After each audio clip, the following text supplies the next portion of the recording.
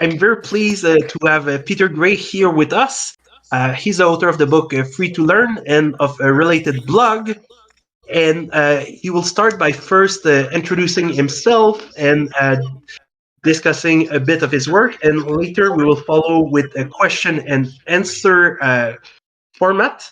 And afterwards, we will just have a discussion among ourselves, and Peter is welcome to join us. So, hi, Peter. How are you? And would you like to introduce yourself? Yes, hi. I'm glad to be here. I hope everybody's hearing me all right. Um, so I'm Peter Gray. I'm a research professor of psychology and neuroscience at Boston College. I have, for many years, been studying what I call self-directed education, which is education without a curriculum, without somebody telling children what they need to learn. I've pursued this kind of research in a variety of ways. Among other things, I have looked at done surveys of graduates of schools, with quotation marks around the word schools, that are really not schools in the way that we usually think of them, that don't give courses, that don't have teachers, but rather have a lot of kids of a variety of ages who are learning in their own ways, with help when they are asked for some help, but who are basically playing and exploring and pursuing their own interests. I've also done research on looking at graduates of, uh, of unschooling, which is homeschooling without a curriculum, where children are officially homeschooled, but they are not being required to study anything or to take tests and so on. And I've looked at how they do in life after they have finished this period of homeschooling and gone on to adult life. I have in various other ways looked at how is it, what are the characteristics of children and teenagers that lead them to educate themselves when they are free to do so. And that's kind of the theme of my book, Free to Learn, where I talk about the role of play, the role of curiosity, the role of children's natural sociability and how they learn. All this work, of course, flies in the face of what most people in the world believe about education. Most people believe that children will not become educated unless they are forced to follow a curriculum in schools. And my research convinces me and has convinced a number of other people that that's simply not true. That if we provide the conditions that allow children to use their natural ways of educating themselves, they will educate themselves. We adults, our role is to provide those conditions, to be there to help and facilitate when that's asked for, but not to direct children's education. So that's the basic premise. I've published quite a number of articles, both academic and non-academic articles on these topics. I have also played a role in starting two nonprofit organizations, one of them called the Alliance for Self-Directed Education, which the purpose of which is to help promote self-directed education, help families find routes to self-directed education, help encourage them to take this route. And the other organization is called Let Grow, where we are working actually with public schools to bring more opportunities for play and self-directed education into regular public schools. So I guess that's enough for me to at least lay out a little bit of what my research has to do with. Oh, one more thing I might say is that as part of my research, I have documented and written about the extraordinary decline in opportunities for play for children in the United States. This is also true in much of Europe, but my research has been in the United States, where children have far less time and opportunity to play and explore and pursue their own interests, even discover what their own interests are, because they're being kept so busy with school, and because, at least in the United States, we have a kind of irrational fear that children will be in danger if they're out playing without adult supervision. So over the past several decades, there's been a great decline in children's opportunity to play, and I've documented that over this same period of time, there have been huge increases in anxiety and depression, even childhood suicide, correlated with this decline in opportunity to play and explore. And I've made the case both in my book, Free to Learn, and in published research articles that there's a cause-effect relationship here, that you take away play, you take away children's freedom, and what you get is anxiety, depression, and in the worst cases, even suicide. So I'll stop at that point and turn it over to however you want to pursue this. Okay, perfect. So now, if you're in the audience, you can raise your hand, and I will allow you to ask questions. Moreover, we have a thread in General Voice called Peter Gray Questions. So if you have questions, you can ask them there too. And Alex Yorev will be in charge of asking these questions. By the way, Alex, I don't see you. Okay, I'll take a question from Alex Yorev then. Hello, Professor. Thank you very much for being here. So, one of the questions asked by the people in the questions thread is the following. Is it possible, and if so, how, to overcome the long-term effects of authoritarian parents? For example, not caring for yourself, feeling anxiety in general, and also being nervous, anxious, and numb every time you meet a new person. Yeah, so that hasn't been the focus of my own research, but it's a great question. We certainly have a lot of people, certainly in the United States, who have grown up overprotected, and who have not had the opportunity to develop what psychology calls a locus of control, which means a sort of a sense of I'm in control of my own life, I can solve my own problems, I'm a courageous enough person to do new things, I can tolerate failure and recover from it, I'm a resilient person, all of these kinds of things. We're seeing a decline in those characteristics as a result of children growing up overprotected and not having enough opportunity to play and explore and experience life and how to deal with it in their own terms. So this is a problem, and I think that it's, of course, never too late. I think that it's very important, if people recognize this, that they begin to take steps themselves to be more courageous. Just what is it that I am hesitant to do? Let me try it out, and let me realize that if it doesn't work, if I fail at this, it's not a disaster. I can just try again. Every failure is a new experience. So I think that that's probably the best advice I can give about this.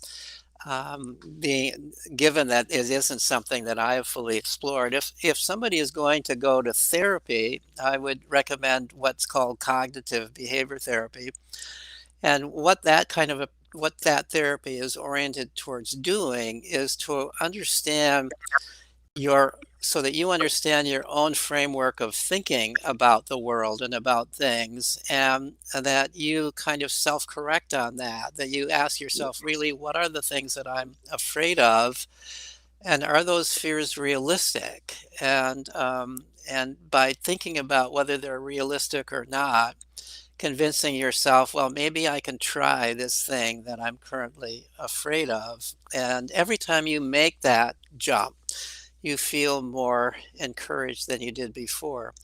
I can tell you something that we're doing in schools. So this is with young people, but the same idea might apply for older people as well.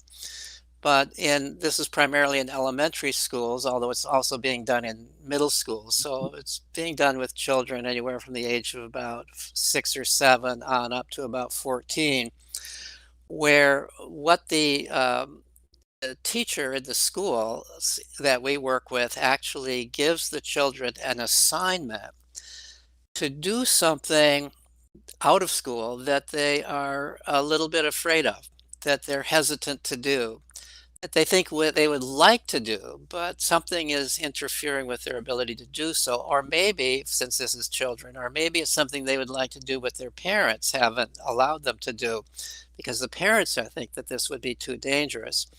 So the task is for the children to talk with their parents about I really would like to do this.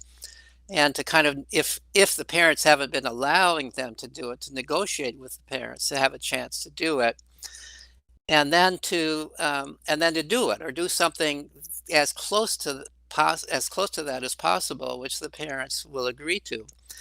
What we find is that every time a child does something new like this, the child develops more confidence that they can do something even a little bit more courageous to them, even a little bit more frightening to them. And the parents also discover, hey, my child really feels good about doing these things, about doing this thing that the parent was a little bit afraid of. So what I'm describing here is something that we've been doing with children, but I think something similar to that could work with young adults as well, where you are basically saying, let me every week, maybe every day or every week, however you want to plan it out, let me try something that I think I would really like to do, but I've been hesitant to do. I've been a little bit afraid to do. Let me try it out and see if I can do it. And I think in that way, a person could gradually overcome the kinds of fears and inhibitions they have, whatever they are. We now have a question from Piotr Wozniak. Yes, Dr. Gray, we love you. We love you. How nice. I couldn't get through because the last couple of minutes I spent on the same struggle like you have had. I'm also a beginner in Discord. I have a question to you, and I will read it slowly because I have it prepared. It's monumentally important, so I'll be slow and deliberate. Okay. Dear Dr. Gray, a group of students plan to organize a school strike in Poland this coming spring. The goal of the strike is to end coercive learning for good. Do you approve of the school strike in the struggle? And if so, would you be ready to officially endorse such a strike? If successful, such a strike might initiate a chain reaction around the world, and that's my dream. Okay, sorry for being so slow and deliberate and formal, but I wanted to be sure it's exactly like it should be. Okay. Well, first of all, wow, that's quite amazing. It takes a lot of courage for children to organize a school strike, and so I would be fully behind them. I would certainly endorse what they are doing. If you think about it, I'm more familiar with in this country. Whenever we have had new human rights developing, whether it's the rights of Africans to vote and to go to school or to live where they choose to live and so on. Part of those rights have been the result of the people who are oppressed demonstrating and revolting in various kinds of ways. So this has been true with African rights. It's been true with women's rights. It's been true with gay and lesbian rights in this country. It's when those people who are oppressed in one way or another by the society come out and say, yes, I have been oppressed and I'm not going to tolerate it anymore. We're going to respond to this. We're going to continuously demonstrate. That's been a big part of every improvement in human rights. We have the problem that it's very hard for children to assert those human rights. Children are, first of all, they're often convinced because they're young and they believe that that adults know better than they do. They often are convinced that what they're being asked to do or required to do is for the best of them. They don't necessarily feel empowered to revolt against that. But if there's a group of young people who do feel that empowerment, I think that would have a tremendously valuable effect. I think that also there is another point I want to make here. I think it's quite natural for adults. This is going to sound kind of contradictory, but let me say it anyway, that I think it's quite natural for adults to be sympathetic towards children. I think when adults require children to go to school, it's not because they don't like children. It's not because they hate children or want to hurt children. It's because they mistakenly believe, they've come to believe that this is what is best for children. Fundamentally, it's human nature to be sympathetic towards children, more sympathetic towards children than we are towards adults. So if children themselves start to say, school is oppressing me, school is hurting me, school is inhibiting my happiness, school is interfering with my own ability to explore the world in the ways that make sense to me, I think that many adults at least will be inclined to listen to them.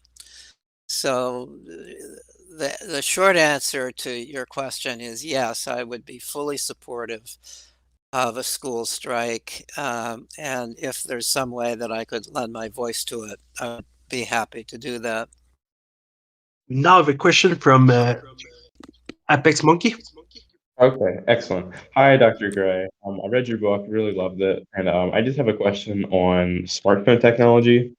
I wrote out my question, and here it says, Dr. Gray, what are your thoughts on smartphone technology and the development of children? Should they be used or should they not be used, and why?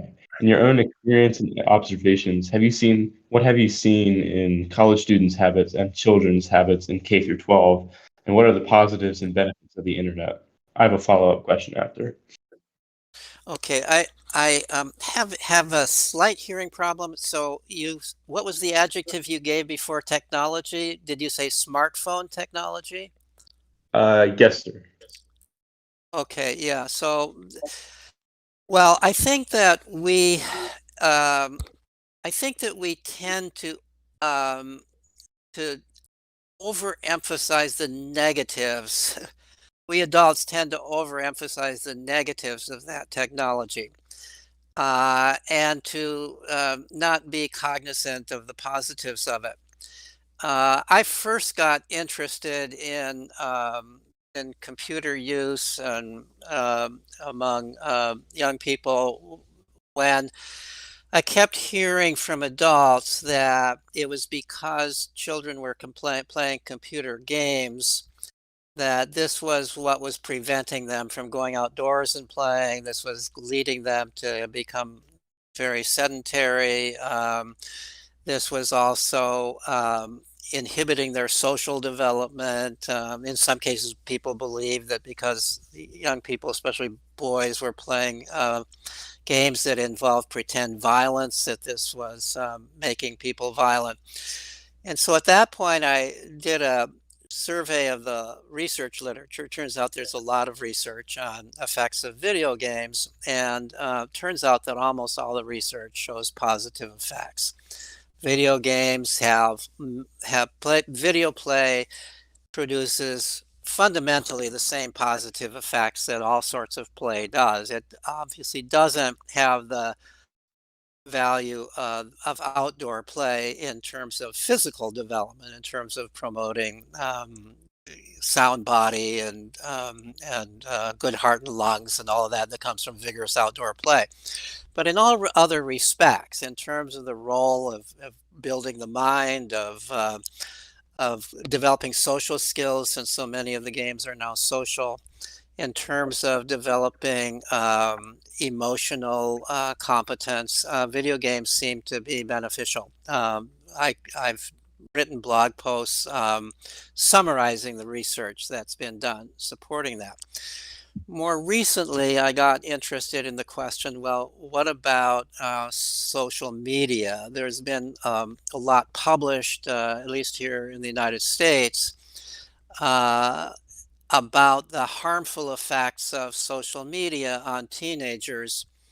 There was a finding by Jean Twenge 3 or 4 years ago that girls, young women and girls, were negatively affected by social media, that it was promoting depression.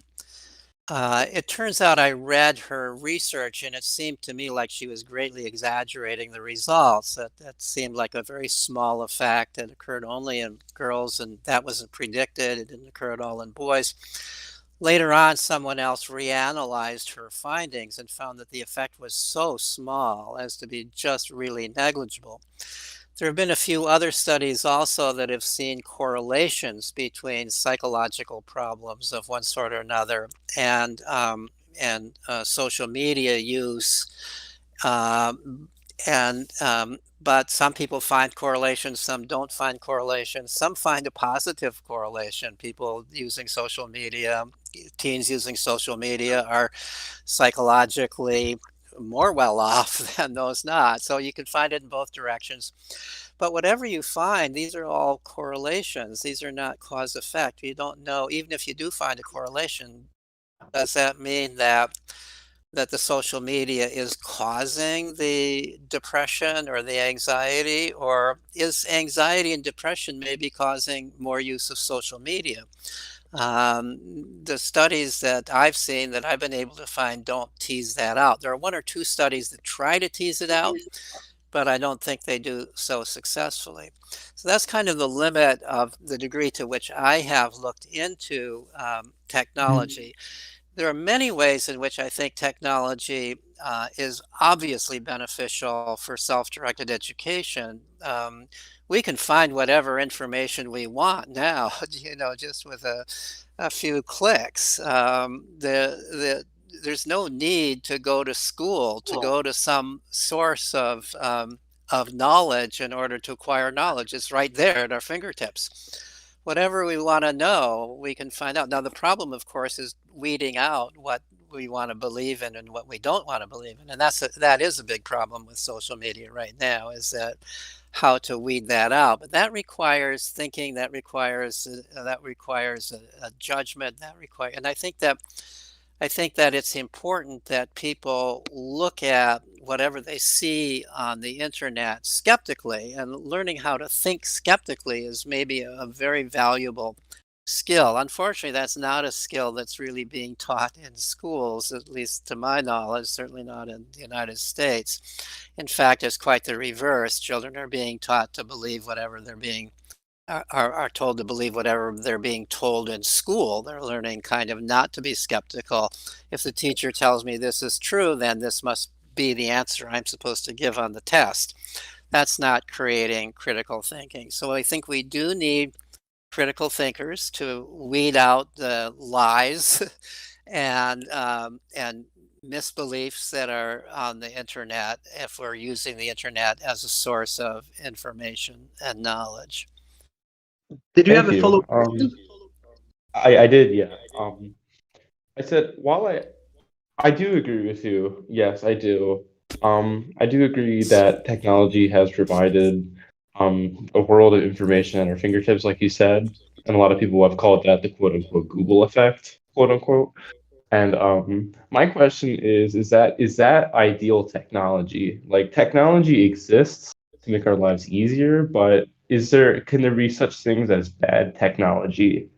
Like bad technology that hinders cognitive functions in our brain, or Like, and how would you see, like, for example, while we do have all the information in the world disposable at our fingertips, why can't the library also be another self-exploration medium? It's almost like the internet has created a sort of like educational anarchy. My question is how do we rein in that technology to make it adaptable and provide the rights that children need for their right of like development and proper development? I don't know if that made sense. Well, it does make sense. And it's an interesting thing. I've just been doing a study of libraries. I've got an article coming out on the use of libraries for self-directed education. Well, so what do most people do at libraries these days? They use the computer. Their libraries, the computer is such a powerful tool. It really is. And you can find, you can read anything you want, and it's so much easier. I actually prefer to read books on my computer because as I'm getting older, it's nice to be able to just enlarge the screen a little bit. I can mark things and go back to it. If I see an abbreviation and I don't remember what that abbreviation means, I can quickly find it. It's just so much easier, even if you're just reading a standard book, to read it on a computer than to read it in a book. Now, there are people who feel differently about that. They just like the feel of a book. And for some time, that was true for me, too, because I sort of grew up reading books. But in terms of cognitive effects, here's what we know.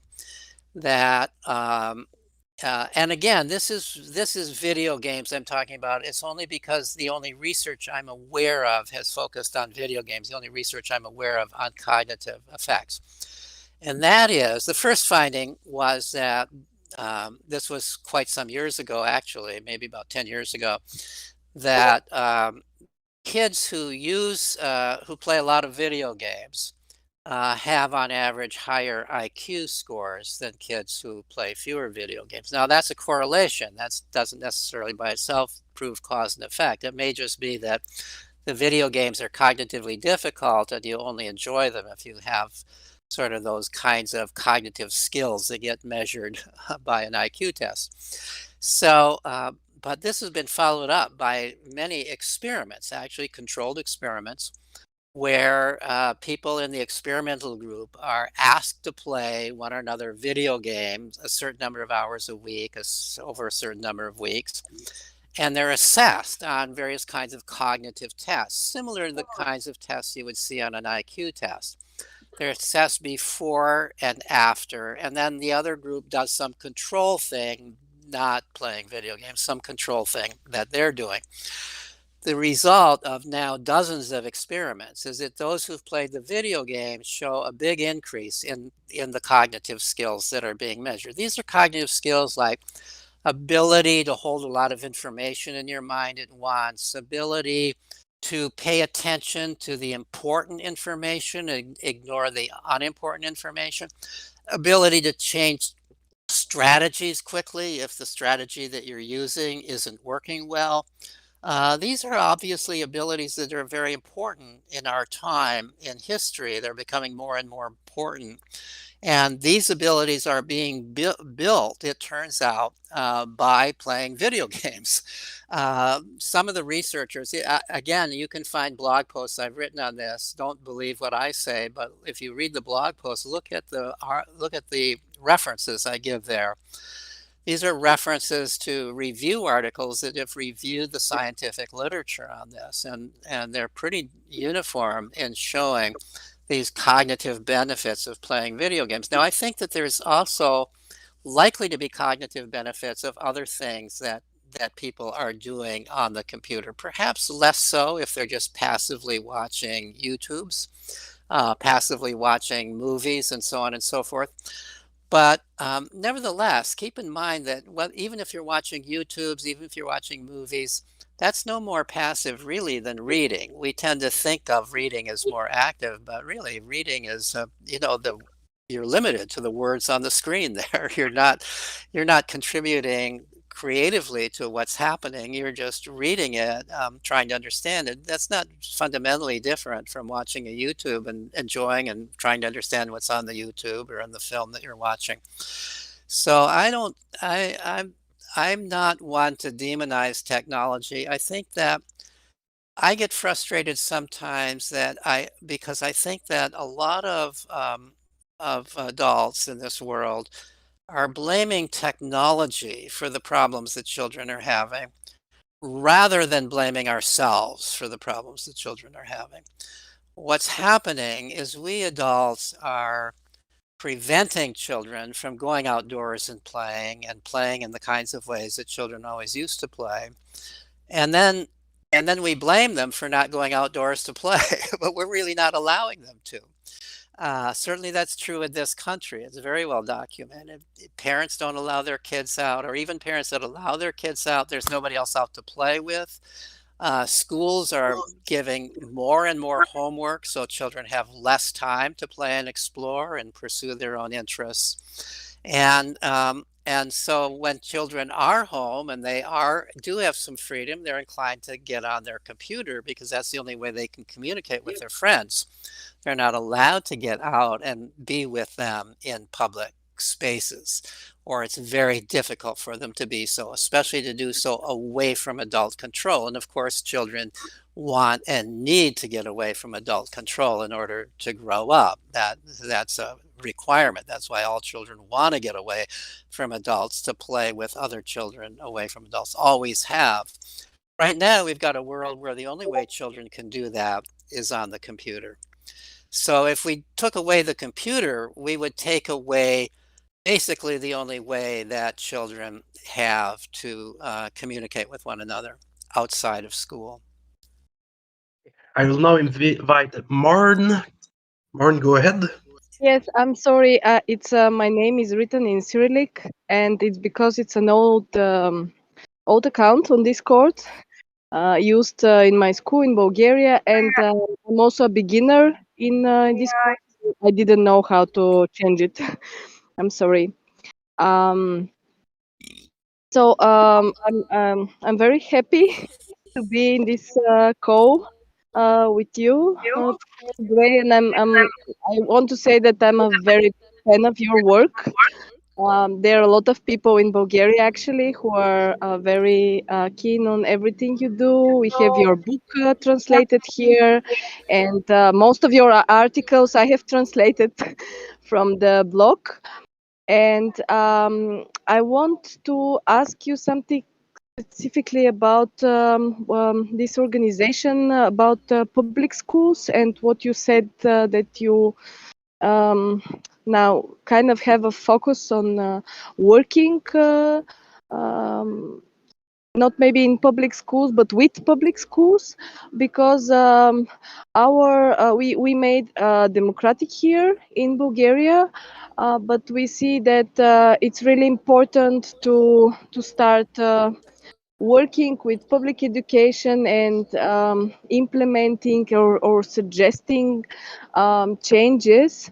And I wanted to know what would you recommend as first steps in our work with them. Thank you. Great. Thank you for that question, and thank you for translating the blog post. I really appreciate that. Yeah, as really, I kind of have two hats. On one hat, I'm trying to help people get out of public schools. So that's through the Alliance for Self-Directed Education and other work I'm doing. But in the other hat, I'm I'm trying to make things better for kids that are in public schools. For some time to come, most kids are going to be in public schools, although there's a growing number, at least in the United States, who are leaving for homeschooling and for various forms of alternative schooling. But nevertheless, for the great majority of kids are still in public schools.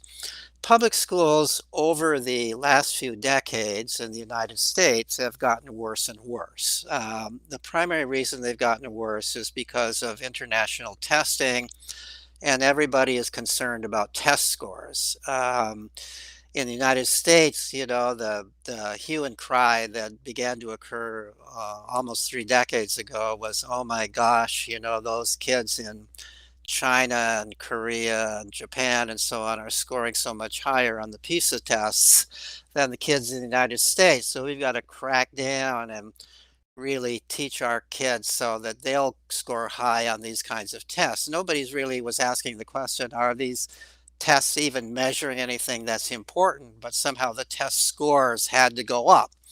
So we began to have government programs, No Child Left Behind, Race to the Top. Think of the terrible metaphors of these programs. Race to the top, like education is a race. Everybody's on the same track, going to the top, whatever on earth that is.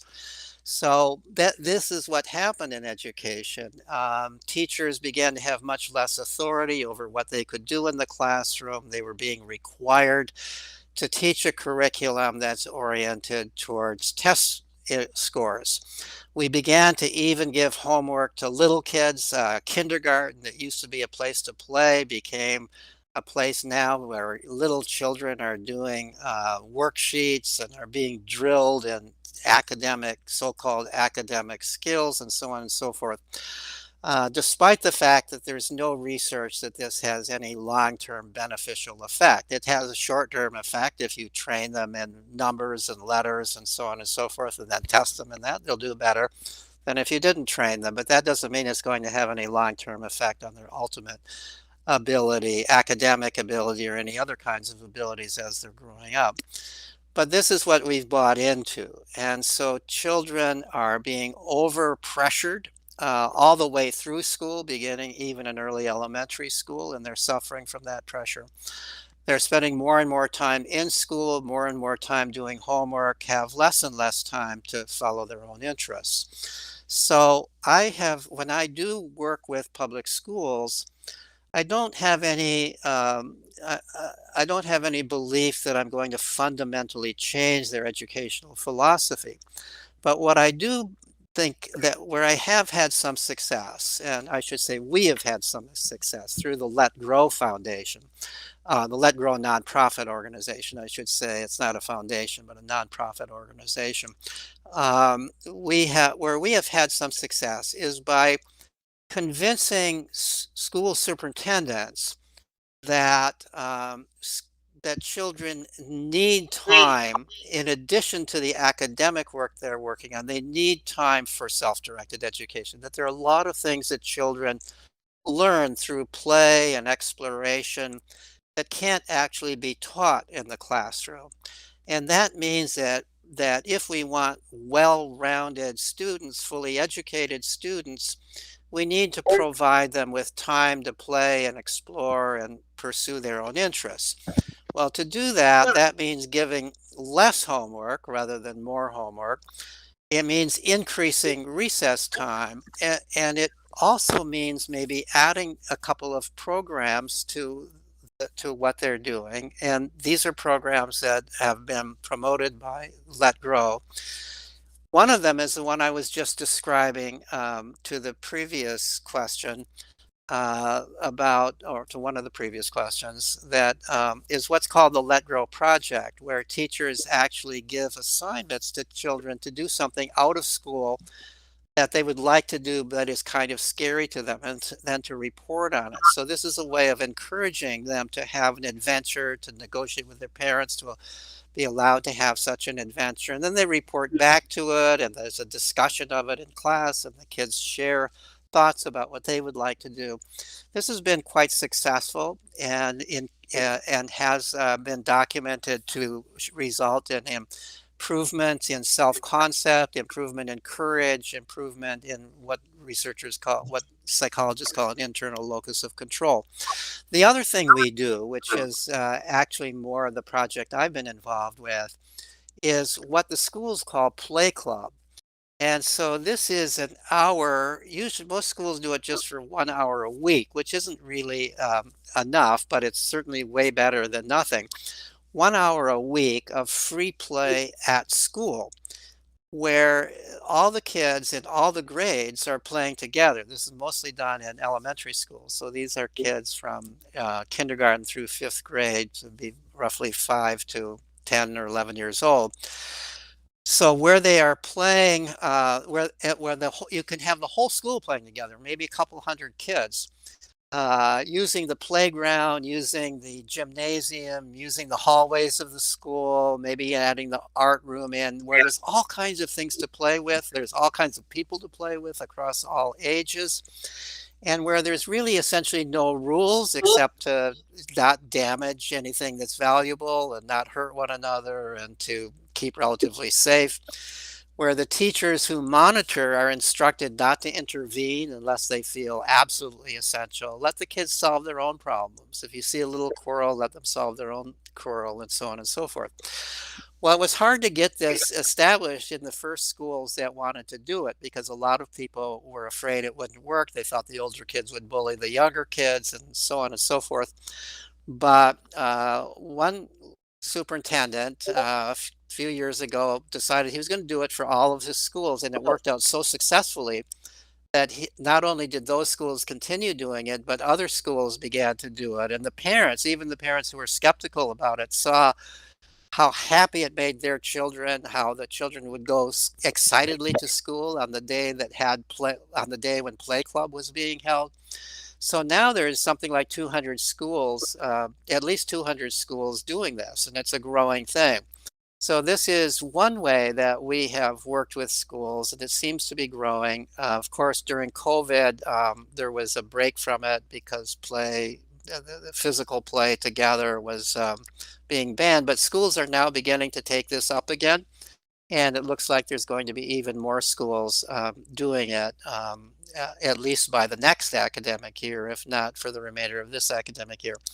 So that's something that I think has been quite successful. And I think that as parents, as teachers, as other school officials see the effects of this, I think they're going to loosen up in other ways. One thing that we found in those schools that have Play Club, everybody seems to be developing a somewhat more playful attitude about school, and classes become a little more playful and a little more creative and so on. So I'm somewhat optimistic that over time this is going to have continue to have increasingly beneficial effects within public schools. Derrida, go ahead. Oh, sorry. I should mention probably that Let Grow, this organization I've been talking about, the person who is president of Let Grow and the primary leader of it is Lenore Skenazy, who some of you may have heard of, who wrote a pretty famous book called Free Range Kids. So she and I teamed up with a couple of other people to start this Let Grow organization. And we're working with schools, we're working in some cases with whole communities to bring more opportunities for free outdoor social play for kids of all ages. I am Thermodynamics. You have the permission to speak. So first, thank you, Mr. Gray, for accepting to come to this event. And so for context, I like studying mathematics. So I enrolled in a mathematics degree. Now I am forced to study mathematics because I am in the degree. And because I am forced, studying mathematics is not enjoyable anymore. So my question is, do you have an advice for people who like studying a subject, but who are coerced to study it, therefore can come to dislike or hate the subject? In other words, how to keep studying being enjoyable when it is forced? Thank you. Wow, that's a fascinating question. There's a lot of research that shows that when there's a big difference between when you are choosing an activity because you want to do it and when you're choosing an activity because somebody else is either making you do it or rewarding you for doing it or punishing you for not doing it.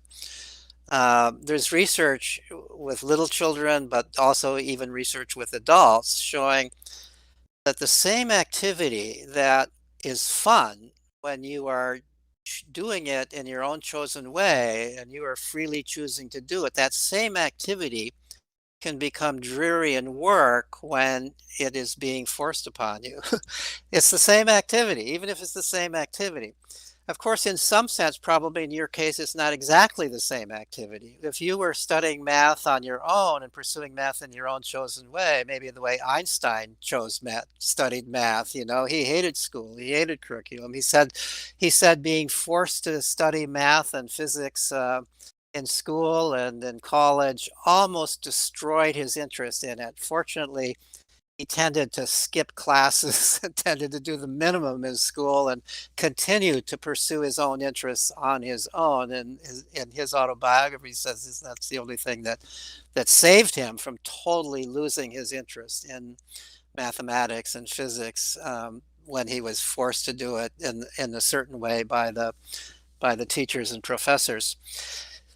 So it's a great question. I would say to the degree, if I would say the first question for you to decide is, do you still in some fundamental way love mathematics and want to continue doing mathematics? Or have you lost your interest in mathematics such that even if you were to do mathematics on your own in your own chosen way, not being forced to do it, you would prefer to do something else? That would be the first question for you to decide. And if you would really believe that you still have this interest in mathematics, and to the degree that you continue pursuing mathematics in your own way, the way Einstein did, to that degree, you may be able to preserve your love of mathematics and do what you have to do to pass your course, where you're being forced to pursue mathematics in school. That would be the approach that I would recommend. The other question, though, is if you really have lost your interest in mathematics, what would it take for you to just simply leave that program and move into some other program that would fit more with what your interests are?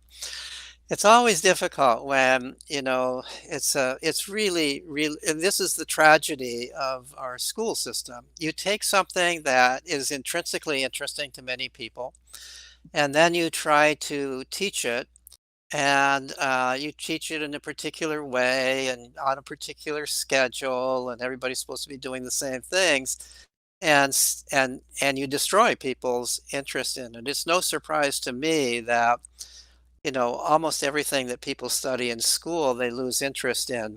When I was teaching psychology at Boston College, I would ask people, well, why are you majoring in psychology? And they would tell me things like, well, you know, I know I don't like biology. I know I don't like mathematics. I know I don't like physics. I know I don't like English. I know I don't like this and that because I took all those things in school. So I know I don't like them.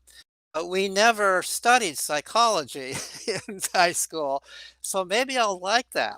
I always thought that was a very interesting reason for choosing psychology as a major, because they had never had their interest destroyed in it by virtue of being required to study it in school, at least so far, not until they took it in college. I hope they didn't lose their interest in college. So, so I'm sympathetic to the problem. I don't know if anything that I've said is helpful, but I wish you well in resolving this. It's what you're facing is a tragedy facing, in one way or another, almost everybody in school. Okay. Ollie Miar, I give you permission to speak. Okay, hello, Peter Gray. I have simple question to you. What is influence of school coercion on the brain, and can you explain how harmful is school coercion? Did I understand the question correctly? How harmful is school in its effect on the brain? Is that what you're asking? I have a little difficulty with hearing. By neurobiologic viewpoint. Yeah. So we don't know. I don't know of any neuroscience research on the effect of schooling on the brain itself, on the physical brain. By the way, there is research, to go back to what I was talking about before, on the effects of video games on brain development, showing that those parts of the brain that are involved in much of higher order thinking, are actually grow as a result of playing video games. So interestingly, we know there are positive effects of video games on the brain. We also know that whenever you learn something to a great degree, especially a kind of skill, the brain changes, the brain grows as a result of that. So, there were a study many years ago of taxi drivers in London back before they had GPSs. And to be a taxi driver in London, you had to memorize the entire map of London and know how to get from one place, any one place to another place by the way of the shortest route. That took a tremendous amount of work to learn all that. And there were studies showing that those parts of the brain of the so-called hippocampus that are involved in spatial learning grew in taxi drivers. So I don't know of any such studies looking at how the brain grows or deteriorates as a result of courses in school or particular kind of schooling. We do know something about cognitive changes that have resulted in school children in the United States as a result of the intensification of schooling that I talked about. So as schools became more and more focused on drill for tests, and there was less and less creative activity going on in school, and children had less and less time for play, there was a dramatic decline in creativity among school-age children. Now, this wasn't being measured by looking at the brain. We don't know much about I'm sure all kinds of structures in the brain are involved in creative activities. It'd be hard to pinpoint some place to look in the brain to see these changes. But what we do know is that there's a battery of tests called Torrance's tests of creative thinking, which are actually very valid tests of creative thinking. We know that because they've been used now in the United States with normal groups of school children over decades. And those children who score high on this particular battery of tests are far more likely than others to grow up to do something very creative, become very successful in creative activities, whether it's inventing new products or starting a new company or writing novels or any of those kinds of things that add creatively to the culture. People who scored high on this test as children are far more likely to succeed at than people who scored lower on this test, other things being equal. In fact, it is the best predictor of future creative production. Better than IQ, way better than grades in school, which are really not a predictor at all. Better than teachers or peers' guesses as to who's going to be creative in adulthood.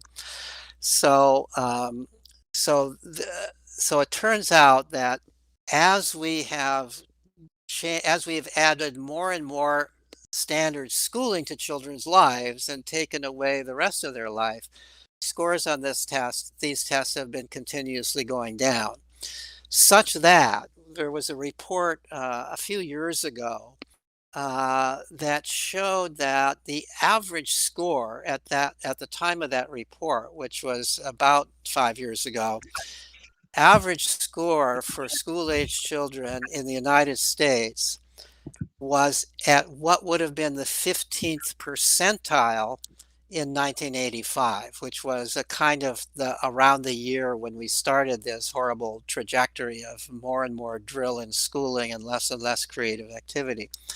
So the scores had dropped so much that if you were average 5 years ago, you would have only been in the 15th percentile. In other words, 85% of people would have been better than you on that test back in 1985. So that's a huge decline.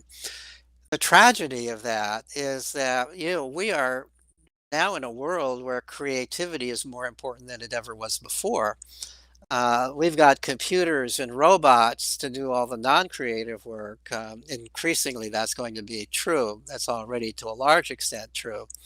We need people who can think out of the box. We need people who can be creative, which is what computers can't really do. We also need people with social skills, and that can't be taught in school. That's learned in play and self-directed activities.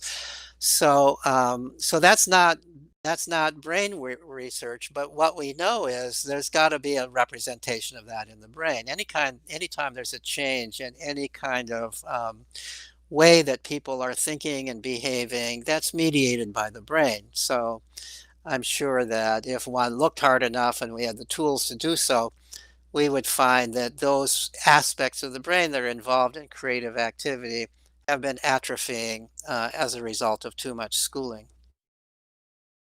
Julio, you now have permission to speak. Hello, Peter. Great. Thank you so much for doing this QA with us. My question is, what are the challenges to scaling alternative institutions to schooling? That is, institutions that support free learning children. For example, going from 60 not sure how to pronounce it, Sudbury schools around the world to 60,000. What is the challenge to increasing the number of such schools? That's the question? Yes. Yeah. That's a great question, and I think the real challenge right now, of course, it depends on what country you're talking about. So the first challenge in some countries is you have to make such schools legal. So there are many countries in Europe, for example, where a Sudbury type school or an Agile Learning Center is a school for self-directed education, where you're not doing school in the way that the government defines school, is illegal. And of course, there are even places where homeschooling is illegal, and that's apparently becoming true in France. So so that's the first challenge for the people in those places. In the United States, these kinds of schools are legal, but they are not government supported. So the result is that that they have to be supported by tuition or by gifts to the school. And oftentimes the staff members are underpaid because they don't, they're trying to keep the tuition rate down, or they're trying to allow students to come who can't afford to pay any tuition, and so on. So the challenge. So one challenge, of course, is in the countries where such schools are legal, the challenge is getting them to be legal. The challenge in places where it's legal but not publicly supported, the challenge is how do you find money to publicly support such institutions? Now, even if you can find money to publicly support such institutions, the challenge still exists that most people are not going to enroll their children there yet. And the reason for that is most people believe that traditional school is essential for their children's development. Most people have the belief that school is how children learn. We almost equate schooling with learning, traditional schooling with learning, and that children who are not being required to study in the way that they're being required to study in school are not going to learn what they need to know in order to succeed in life. So I have presented evidence from my research that belief is not true. That if we provide the opportunities for children to learn, they will learn what they need to do well in life. They may not learn the same things that they're being taught in school, but they will learn what is important for them to do well in life, because what we find over and over again is those students who've pursued self-directed education are, generally speaking, doing very well as adults in life. They're getting jobs that they like, they're living happy lives, they're good citizens, and so on and so forth. But at this point, it's still a relatively small number of people, and most people don't know anything about this. So this then is the challenge of convincing people, getting the word out, convincing people to look at the evidence, take a look at it, take an honest look at the evidence and see see what's happening with those people who are doing this. In the United States, at least, there are more and more homeschoolers all the time, and among the homeschoolers, more and more of them are pursuing self-directed education, at least loosely defined self-directed education. Not all of the families call themselves unschoolers, but they may call themselves relaxed homeschoolers, meaning they're not really enforcing a rigid curriculum. They're allowing their child lots of time to pursue his or her own interests. More and more people are doing it. There's more and more evidence that it works. Many of the colleges in the United States are trying to recruit homeschoolers, including unschoolers, because they seem to do especially well in college because they're more self-directed, because they take responsibility for themselves in the way that some other students don't. So that's gradually happening. But so I guess in summary, then the challenges are: one, legalizing self-directed education; two, finding funding for it for those people who need funding for it; and third, and maybe most important, getting the word out that it works. Okay, while we're waiting for Alex, I have a question. You are a professor at university, and there are two tasks a professor has to do. One is coursive teaching, and the other task is research in a publish or perish environment, which is terrible for creativity. So what do you do as a research professor to be a great teacher and a great researcher? Very good question. So first, let me say that I actually resigned from my full professorship almost 20 years ago, 19 years ago. I was not yet at retirement age, so it was officially resignation. I resigned for a couple of reasons, one of which was that I could afford to do so because I'm author of an introductory psychology textbook that turns out to have done quite well. And so I have an income from that, continue to have an income from that, that allows me to survive without the income from teaching. Or the income from being a paid faculty member. When I resigned, because I wasn't old enough officially to retire, I was offered, I was asked, would you like to retain the title of research professor? Because it was very clear I was going to continue to do research because I was fascinated by research. I wanted to do research. And there's some advantage in retaining a connection to the university. So they gave me the title of research professor in the Department of Psychology and Neuroscience, and I've retained that title. I continue to do research, but I, since I have long had even if I were still a faculty member, I could do whatever research I want. I don't need to. I survived the publish or perish portion of it, conducting research, which was really research I was enjoying doing. I think that at least within psychology, there's a lot of, at least at Boston College at the time I was a professor there was a lot of room to do research of whatever interests you, whatever kind of research interests you. So that wasn't a particular problem. Teaching was a problem. And as I got more and more immersed in my own research on self-directed education, which I was conducting already as a professor, a paid professor at Boston College, as I got more and more immersed on that, I became more and more disenchanted with the way education occurs at Boston College. And I experimented with various different approaches. The problem is you can't just insert self-directed education into a class or a set of classes within an institution that doesn't subscribe to self-directed education.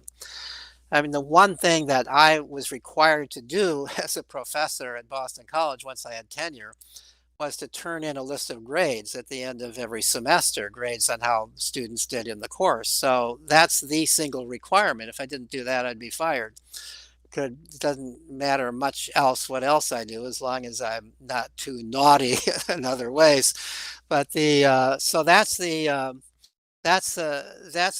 what was there? I experimented with various ways. I actually published a number of papers, if anybody's interested, on ways to make regular college classes more self-directed than they usually are, and to bring more of student thinking into to bear on them. I could say something about that if there's interest in it, but it might be a digression from the main topic of this. I found some success in it and got some satisfaction from that.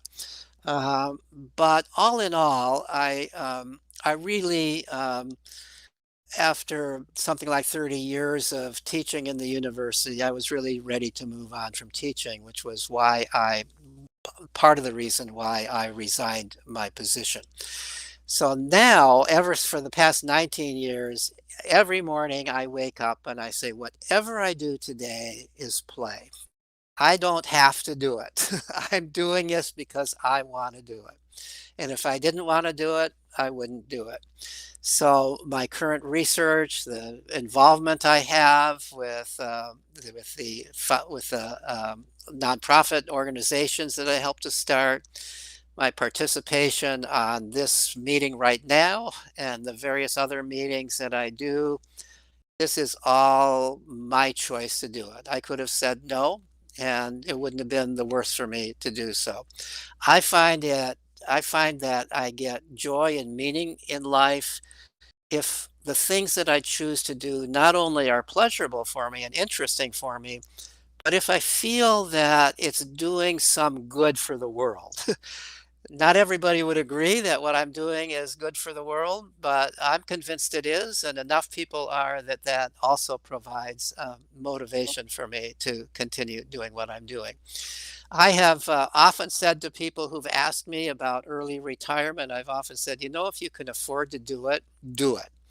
Because once you are free from the obligations that your employer in whatever area it is are free from those obligations, then you are really free to in a playful way do what you want to do. Okay, thank you very much. Alex Guriev, you have a question from the Peter Gray question thread. Go ahead. Yes, thank you. And before that, I would like to say that about what you previously said, I think we can all agree in here that what you're doing brings a lot of good to the world. Well, Anyway, thank you.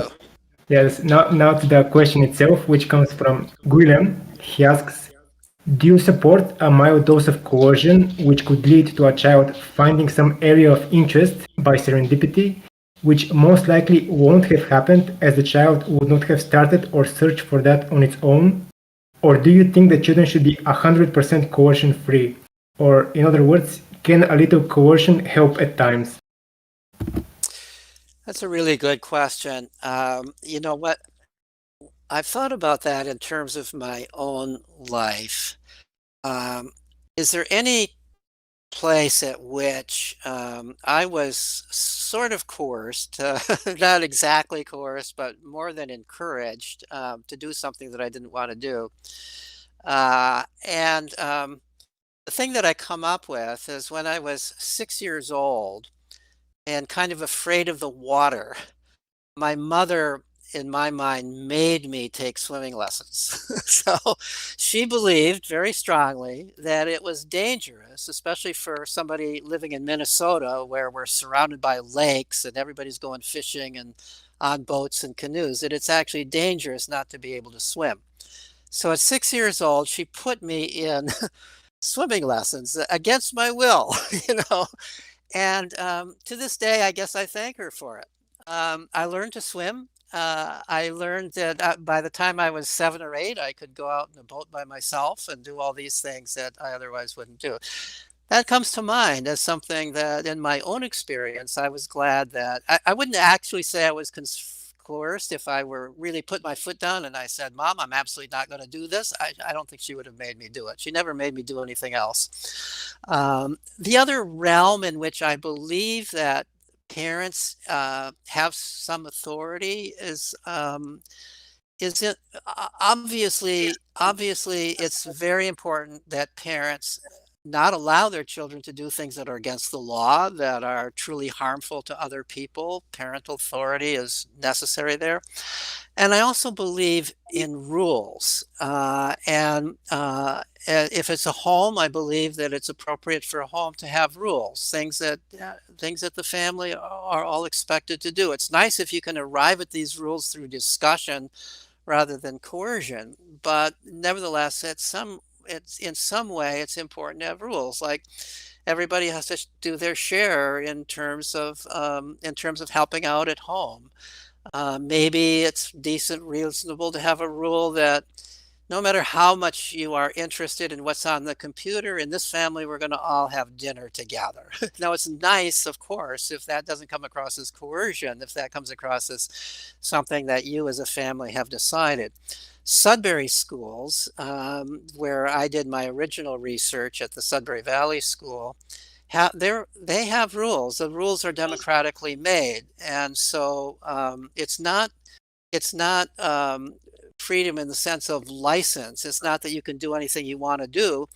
There are rules. You can't, if you're a little kid and you take out toys or blocks or puzzles or something, you have to put it away when you're done. That's a rule. No littering, no bullying. There are rules about personal interactions with one another and so on and so forth.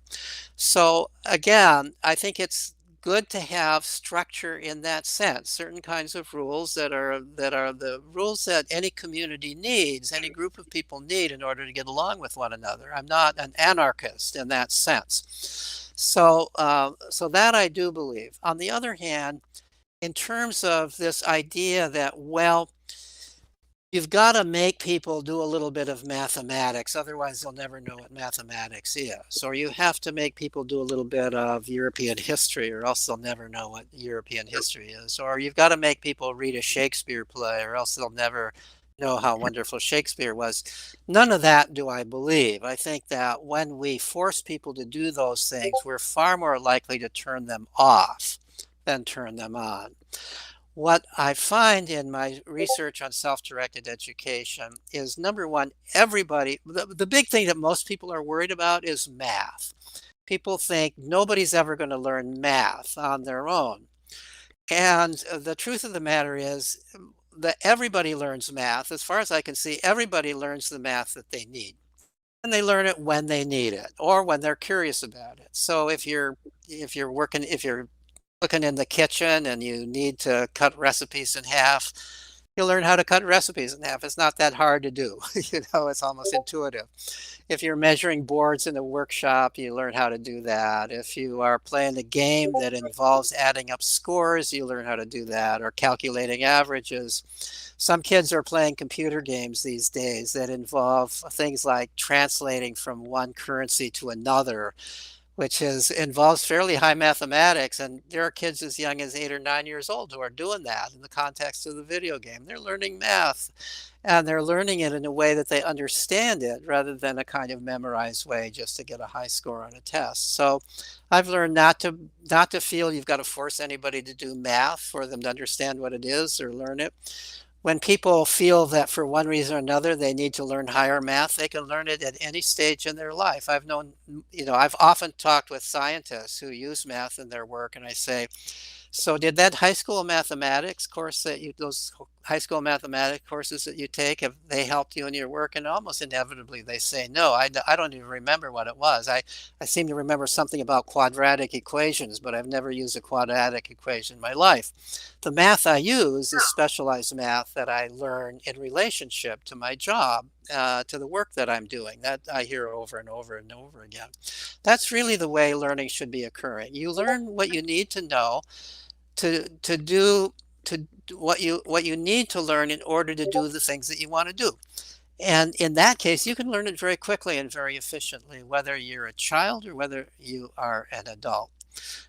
In terms of history, way more people are turned off by history. I think most people don't develop interest in history until they're older anyway. You kind of almost have to live a certain amount of history before history seems relevant to you. I hated history in school. I like it now because I'm sort of part of my own life is history. And so I have a sense of what history is and why it's important. I've seen social changes, and that makes me curious about other social changes. So I think that interests develop at different times in people's lives, and there's no reason to force it. I don't think that exposure is information is a problem in this day and age. You can find information so readily. People are flooded with information. You're far more likely to develop an interest in history, to continue with that, simply by watching films, even fiction films that have to do with some historical event or history. Even whether you go to school or not, that's probably your primary source of an understanding of history. So, so the answer, if you're asking really about academic subjects, do we need to coerce people even mildly in order for them to become interested in, potentially interested in it? My answer to that is no. Okay, we will now take a second turn of questions, and Julio. Thank you for answering my last question, Peter. So my next question is a follow-up a bit related to your first answer. So you mentioned the issue of legality and the lack of government support when it comes to creating and scaling institutions that support free learning. So currently states support schooling very strongly. Yes. Why do states value schooling so much? And I just want to add, to me, it seems if we accept the conclusions of your research and what we hear from children, there's an immense opportunity cost to society and government. Yeah, that's a really good question. I think that in my mind, so different people have different theories about this. So some people who hold the same view that I do about the value of self-directed education believe that there's actually some kind of malicious intent on the part of government, or some people would say it on the part of big industry that controls government, if we're talking about the United States. That is the reason we have schools as we have it. I don't personally subscribe to that belief. I think that the reason we have schools as they are is not because of any malevolent intent. It's not, there's one book that's called Dumbing Us Down, that is written on the idea that it's a deliberate attempt to keep people stupid, that's why we have schools. I don't believe that. What I do think is that the reason we have schools as we are is the result of ignorance. I think that the people who are promoting schools as they are truly believe in schools as they are. They truly believe that they are doing something good for children, even if the children aren't enjoying it. They believe that in order for people to be prepared for the world as it is today, or as it was yesterday, if we're talking about yesterday's schools, children need to go to school. There's a certain amount of kind of not very deep evidence, but obvious evidence, that, with quotation marks around the word evidence, that that people can point to support that. So one observation is that kids who are truant from school, who don't go to school, and I'm not talking now about kids who deliberately are being homeschooled or unschooled or going to a tradition, but kids who are just truant, the typical kid who is just skipping school, generally don't do well in life. There's also correlational evidence that the more years of traditional schooling you have, the more income you're going to have at a certain stage in life. So people have come to believe, governments have come to believe that that correlation implies a cause-effect relationship. If more people go to school, more people will be better off in life as they go on. There's also even evidence that the more years of school you have, the less likely you are to be a criminal, at least a criminal of the kind that usually gets caught and put in jail. There may be many more white-collar criminals in the college-educated group than the non-college educated group. But nevertheless, there's a lot of kind of superficial evidence, if you will, that schooling is good for people. And most people believe that, and governments tend to believe that. There's also a tendency to distrust families, to distrust parents, and that you can always support that idea because there are always a few families, a few parents who aren't trustworthy, who abuse their children and neglect their children and so on and so forth. And so schools are seen as a way of counteracting that problem. So I think that that's why schools persist. Now, why did schools ever get started in the way they are in the first place? I've written about that. In Free to Learn, I have a chapter on this. I've been doing some more thinking and writing about it for a new book I'm working on. But historically, schools, the way we have them now, really originated with the Protestant Reformation back in the 1600s and 1700s, especially the 1700s. The Protestant Reformation, and especially in Prussia, the German state of Prussia at the time, the Protestant sects there developed a system of schools that many historians of education believe was the origin of modern schooling as we see it throughout the world today. These were schools, first of all, they were required for people, at least for people who were Protestants, which was pretty much everybody. And the teachers were trained in schools for training teachers. There was a particular curriculum. The children sat in rows looking at the school master, and at that time it was men primarily, maybe entirely, who were teachers who were called masters. And the methodology of schooling was that the master would present lessons, which the students were to memorize and remember and feedback, and they would be punished if they didn't succeed. The purpose of those schools, and this is the interesting point, the primary purpose of those schools were two purposes. One was indoctrination, biblical indoctrination, and the other was obedience training. The sincere belief, apparently, on the part of these Protestants was that you had to be able to read the Bible, and even more so believe the Bible, if your soul was to be saved. So the purpose of school was to save people's souls. They had to learn how to read, they had to read the Bible, and they had to believe the Bible. They had to be indoctrinated in biblical doctrine. And it was the job of the schoolmasters to do that. And also there was this strong belief on the part of the Protestants at that time that that play is the playground of the devil. That it's when children are doing what they want to do, that's when the devil tells them what to do. And so you have to train children you have to, in some sense, quite literally beat the free will out of children in order to save their souls. You're doing a good thing for children when you do that.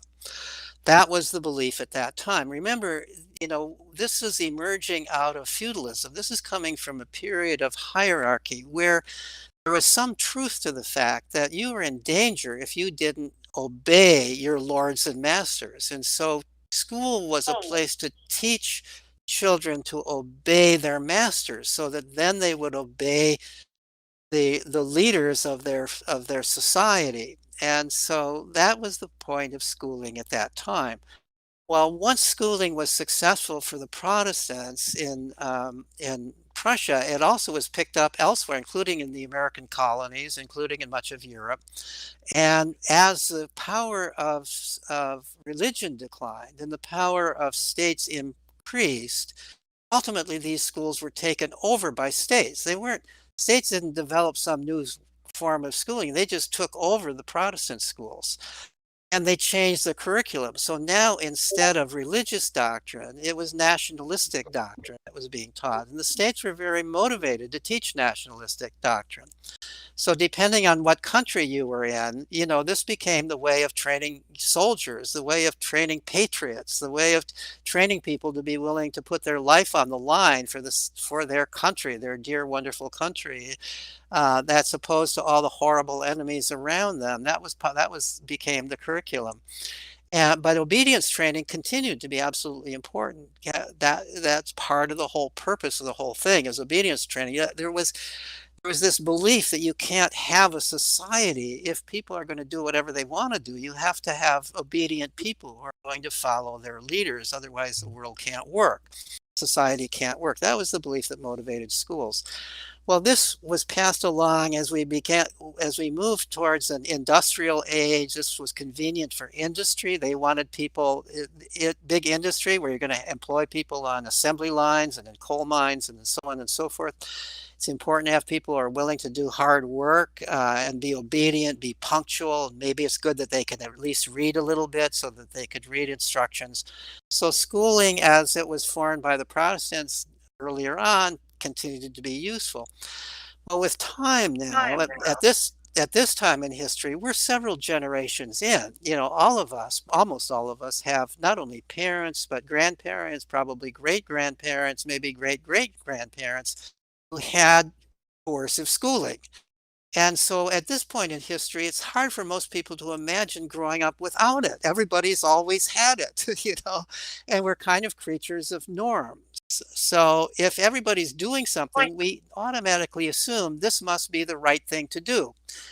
But we better do it. We'll be abnormal if we don't do it. So I think that's why schools have continued. We're creatures of norms. It's very hard to break a norm. It's easy enough to understand why schools started at the time they did. When we had a certain belief system about what children had to learn and unlearn in order to not go to hell. But now most people don't believe that anymore. But yet we have schools and we give other reasons for it. But I think the real reason is that we have schools that operate in this way just because they always have operated in this way. And it would be difficult to change them. So the other thing that's happened, of course, is there's a lot of vested interest in schools as they are. A lot of people employed in it, and it's good jobs. And so it's very hard. It would be very, very hard to say, we're going to do away with this entire system and we're going to radically change it. Okay, Piotr, you had a question. You can now ask it if you want. Oh, yes, finally. Guys, if I'm chaotic, I'm sorry. I have 147 questions and I have to prioritize in a second. I only have time for 146. Oh, right, great. Professor, first of all, I would say that Alex did an awful understatement. I think you are the most important person in the world education today. Oh, dear.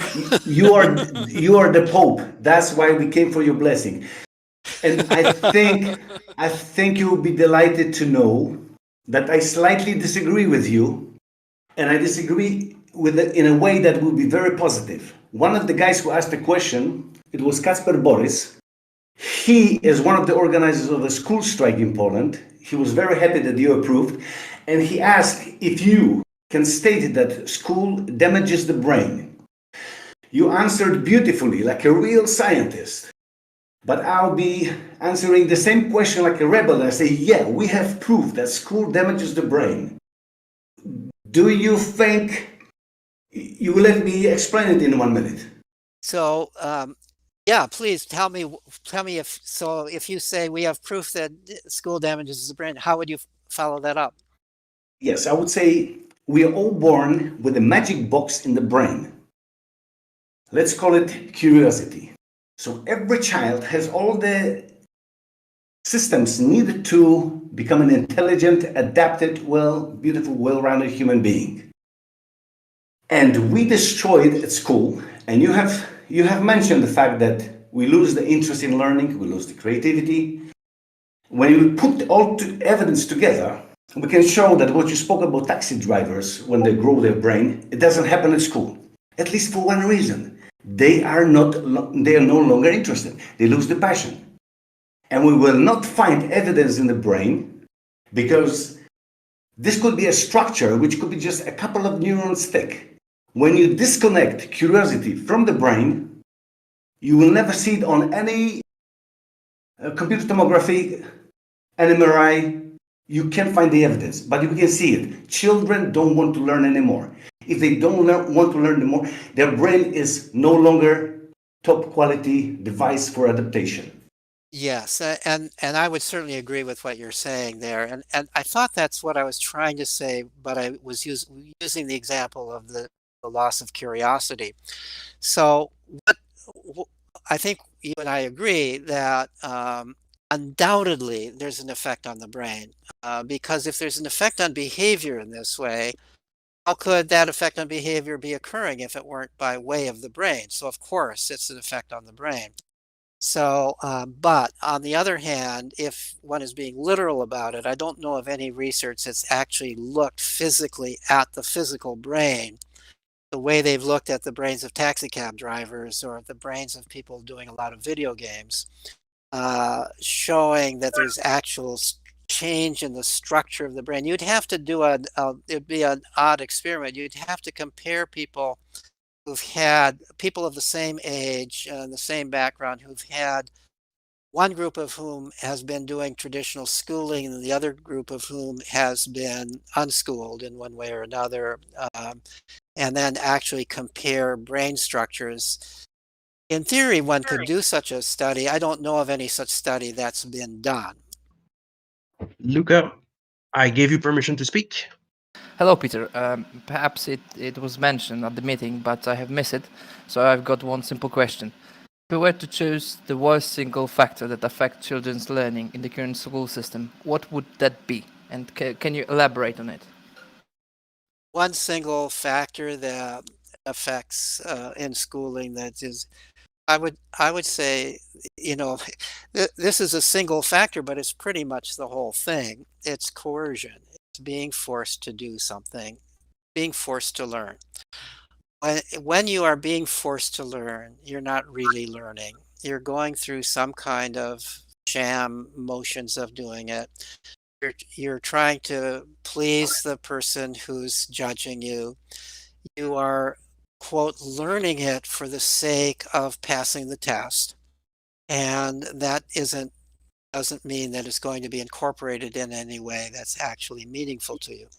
So I would say that the biggest problem is coercion. There's no problem in my mind. There's no problem having an array of courses that are available to people who want to take them, as long as they can quit if they're not getting anything out of it or not enjoying it anymore. I think that that the entire thing that I'm objecting to about schools is coercion.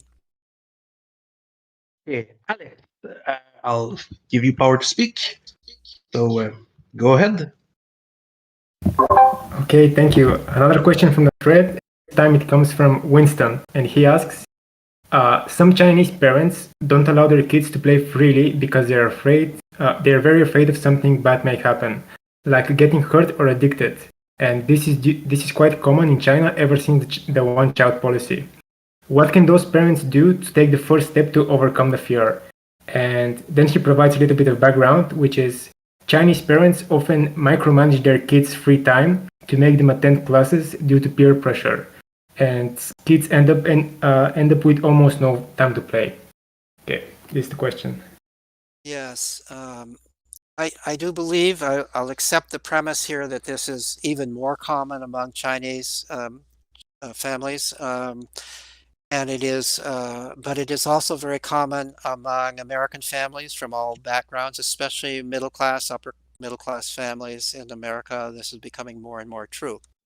It's interesting that the question comes in part from the suggests that this results in part from the one child per family rule, and I think that the reduction in the number of children in a family does play a role. If you've got a lot of kids in the family, you can't really control all of them. It would be too much work. You want to get some of them out of the house. Get out of the house. You're bothering me. You can't. But if you've got just one child, you can control it. And there's also kind of a sense of, if you put all your eggs in one basket, so to speak, you better mind that basket, right? Make sure that it survives, make sure that it thrives, and so on. So the fewer children you have, the more inclined you are to want to control its development, to want to keep it totally safe, and so on and so forth. You think you're doing a good thing when you do that, but of course you are actually inhibiting that child's development, because children's real development occurs when they are free, when they are doing what they choose to do. They have to take a certain amount of risk, otherwise they'll never learn how to deal with risk. They have to take a certain amount of control of their own life, otherwise they'll never learn to deal with it. But the typical parent doesn't understand that, and the typical parent believes that they're doing the right thing by controlling their child. I do believe that, I don't want to stereotype, because there are a lot of Chinese families I know that are very different from that, or have even rebelled against that, Chinese American families. But I have spoken to groups where it's often a Chinese mom, usually it is a mom, has the most difficulty understanding what I'm saying, just finds it hard to believe. I remember speaking one time in San Francisco, and there were some to a fairly large audience of parents, and some of them were Chinese parents, and just seeing frowns on the part of the Chinese moms. And one of them came up to me afterwards and said, "I just don't understand what you said, Professor Gray. I want to understand. You seem to be a knowledgeable person. I want to understand, but you want me to let my child play like a dog? Like a dog? I should just let him go out and play like a dog?" She kept saying it over again. This was like an astounding idea to her. And so I said to her, "Well, maybe if you thought of it as playing like a puppy, it wouldn't sound so bad. It's playing like a dog." But there was this idea that if you're just going to play, you're just kind of an animal, right? I mean, so I do believe what you're saying. But we have not quite stated in that same way. We have the same belief on the part of so many parents today, and I think that really what is required is, again, is education, parent education, getting the word out, the information out, that we don't really, that most parents today don't really understand child development. They don't understand what it is, that how children grow psychologically, and the value of play, the value of self-control, that really the reason we have childhood, reason we human beings, different from other animals, have this long period of childhood, is because we have so much to learn, and we have so much, we need time to play and explore. This is nature's way of motivating us to learn. And that playing and exploring is also how we learn to be independent. To be, ultimately, the purpose of childhood is to grow less and less dependent on our parents and other adults. We always are socially connected. We're social animals. We depend upon other people. Always, we will depend on other people. But at the same time, we also have to take charge of our own lives. And childhood is a period for learning how to take charge of your own life. And you're never allowed to take charge of your own life. You can't learn how to take charge of your. So that's the idea that we've got to get out there. It's the idea that we need to preach to parents and educators and everybody who affects them. I would like to see pediatricians understand this, so that they're explaining to parents how important independence and free play is to their children, for their children's development. It's really a matter of getting the word out there. Okay. I'll take Julio. So one last question from me. So based on your last answer, Peter, for me, I got a hopeful feeling, because essentially education is not as useful as it once was is in an industrial or nationalistic sense, because people today, in order to be effective, they need to be much more like hunter-gatherers and be able to develop high levels of skill and ability to adapt versus being industrial workers. So I wonder, can you help us imagine a society that understands and values self-directed free learning? Maybe even held it sacred and consecrated in rituals and tradition. What would such a society look like? What's the fulfillment people live in that society? What does technological scientific innovation looks like? So very general abstract question. Yeah, that's a great question. Let me this is not a direct answer to your question, but I'm not avoiding your question. I'll try to give some answer to it. But let me, since you've used the word education and said that, well, education, at least as we usually think of it, as is not necessary in our world today, or as necessary in our world today, I would like to say something about how I define education. Education is kind of a word with a halo around it in our culture, and I would just as soon keep that halo around it, but redefine it. So I'm not against education. I'm for education. I just think education is different, is something different, and works differently from the way most people think of it. So most people equate education with schooling. And most people equate being educated with the number of degrees you have, how much schooling you've had.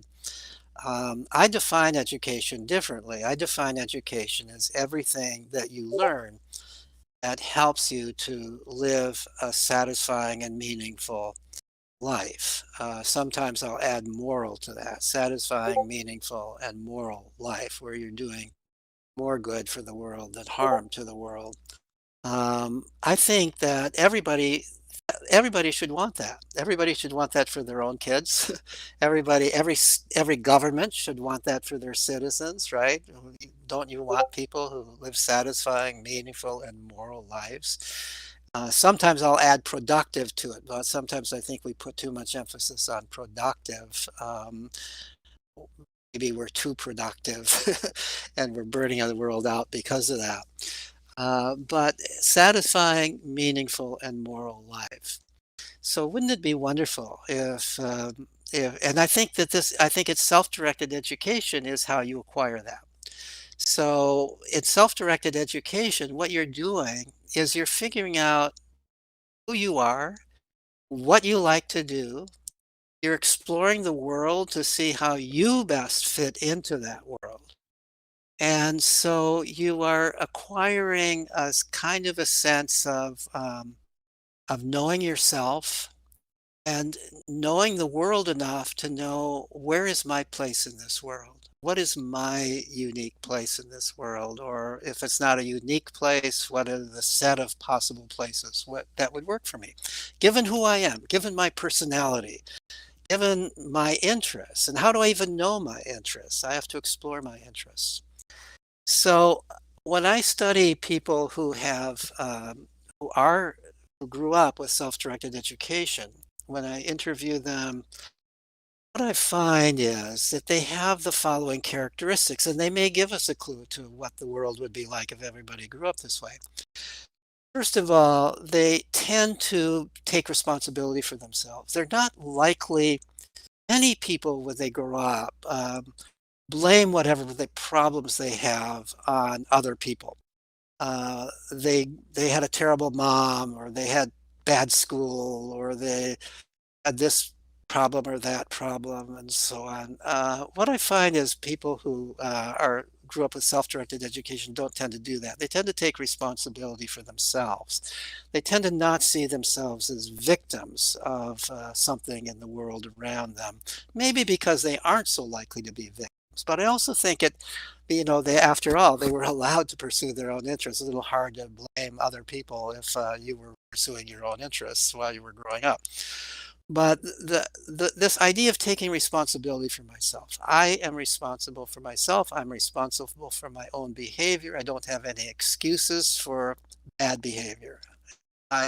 You know, so that's one characteristic that I see of them.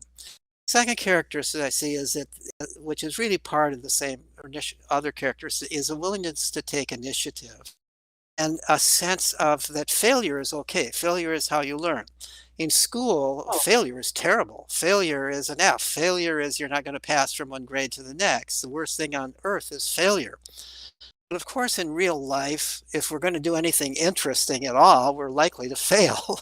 You know, people who start new businesses or who are innovators say, you know, you're going to fail many times before you succeed. So you have to be willing to accept failure. You have to not be you have to not become depressed by failure in any long-term sense. You have to be resilient from failure.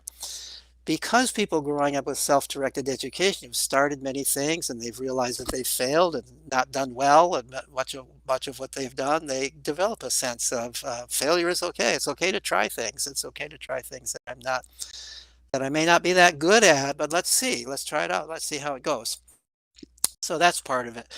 Another thing that I find is that almost everybody that I've interviewed or surveyed who's grown up with self-directed education really says they enjoy their careers, if they even think of it as a career. Some people are sort of going from one thing to another as their interests change. They're very adaptable and flexible, willing to change jobs or careers as their interests change. Other people are in the same career over a long period of time, and especially those who are in the same career over a long period of time, almost all of them develop the interest that they are now pursuing a career while they were still children. Because they had lots of time to play and explore, they had time to discover and develop their passions. You know, we talk about passions. Following your passions is almost a joke, you know, when you talk about it in school. How do school children ever even know what a passion is if all they're doing is what they're being told to do in school? You need, in order to discover your passion, something you're intensely interested in, that you're willing to, quote, work at hours and hours on end because you're so fascinated by it, you're so interested in it. You have to have time, a lot of time growing up, to play and explore and try different things out. And ultimately, you may hit upon something that, boy, I just really love this. And if you hit upon that and you're self-directed, then the next question that you might ask at some point is, well, you know, as I grow up, as I have to make my own living, my parents are not going to support me forever. Can I make a living doing what I really love to do? And what I find is that a large percentage of people who grew up with self-directed education are in careers that they love to do. They're doing things that interested them as a child. So some are in arts and music, and some are in technology. Some of them, however, are inventors, or they're or they've gone into medicine, or there's a whole range of careers. But they developed that interest in the career while they were young, and they knew what they were into, and they developed some ability in it, and maybe did some kind of an informal apprenticeship in it as they were growing. So those are the characteristics that I see in people. The other characteristic is, this is maybe especially true of those who've gone to a democratic school, is that they've developed some direct understanding of and appreciation of the democratic process, because they've been involved. If they're at a Sudbury type school or another school where students are involved in creating the rules and enforcing the rules, they've developed a sense of what a democracy really is and how a democracy works. And so they tend to be good democratic citizens as adults. They tend to vote, they tend to take part, they tend to get involved in social causes and so on. And many of them attribute that to the fact that in this smaller community of the school, their voice was respected and heard, and they want their voice to continue to be respected and heard. And so they work towards systems that will allow it to be respected and heard in the larger community. They don't have this attitude of, well, the government is this big amorphous thing and I can't really influence. They have the attitude, really, which is the appropriate attitude in a democracy. The government is me and the rest of the people all working together here to decide on the rules, to decide on what's right and wrong, and so on. So all of this gives me hope, at least, that as we gradually change, I don't think the change is going to, it's not like we're going to suddenly go from coercive schooling to democratic schooling and free learning, but it's going to occur gradually. And over time, as more and more people are growing up this way, more and more people are going to be living as adults in the way that I just described. And this means there will be some shift in the way the world operates. I think democracy will have to become more transparent because there will be more people demanding that. I think jobs will have to be less hierarchically organized. Businesses will have to be less hierarchically organized because you're going to have fewer people who are willing to just do what they're told to do if it doesn't make sense to them. You're going to have businesses may have to be more like co-ops. You're going to have, employee, not the big distinction between who's the employer and who's the employee within a business. It's like we're all collaborating in this. There are already some businesses that have moved in this direction. So those are some of the kinds of ways that I think the world change. And again, it's going to be gradual. I don't think it could, I think that it would be an absolute shock if it were possible to suddenly change the world in this way. And I'm not sure how the world would adapt if everybody suddenly was up in this self-directed way, but that's not going to happen. It's going to happen in a more gradual way, and there's going to be an evolution in society that accommodates that. And I think that evolution is going to be a positive one in every way that I can think of. Okay, it's been nearly 2 hours that we've been talking. I'm going to propose that we end the question and answer format, and that the people who are interested to keep discussing about the topic move to general voice, where we'll have a free, unmoderated discussion. Peter, you're welcome to join us if you wish. Yes, well, thank you. I have enjoyed being on here, and these are great questions that have been asked. I do have to leave because I've got other meetings that I need to go to, but it's been a pleasure, and thank you all. Bye-bye.